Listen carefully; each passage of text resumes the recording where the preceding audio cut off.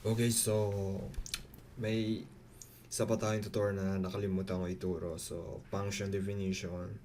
So, hindi katulad ng Java, hindi nyo kailangan gawin to kasi yung compiler, alam na nila na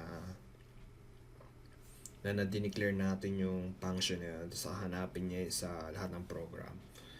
So, yung C++ naman, hindi. So, kailangan mo i-declare yun sa taas ng program. So, yung function, di ba, nasa taas. So, pag ginamit, di ba, yung code, eto, line 1 hanggang pababa yung pagbabasa ng program, di ba? So, kapag sa Java, hindi nyo na kailangan gawin to kasi alam na ng compiler. C++, alam na natin nila na yung compiler kasi high level sila, yung C++. Yun. Hindi ko alam nakalimutan ko, basta kailangan ng i-definition yung sa taas ng program. So, yung function natin, gumawa tayo ng function sa taas, di ba? Yung function na to, gagana tong program na to kasi nandito yung function sa taas. Eh kung sa baba natin sinulat,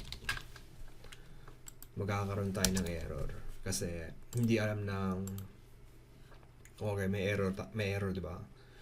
Hindi alam ng compiler kung ano tong may function kahit sinulat natin.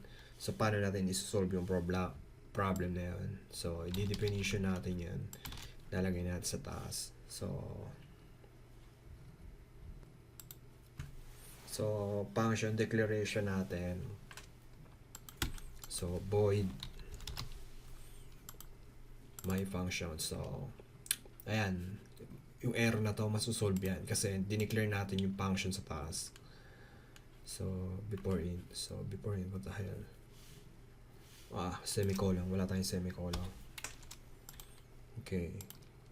Ayan. Gumagana na yung program natin. Kasi, naglagay tayo ng function declaration sa taas. So, ito yun. Importante to sa topic. So, function declaration. So, sa C, pati sa C++, kailangan nyo itong gawin. Sa Java or C#, hindi na. Or Python. Ayun. Doon na tayo sa function parameter.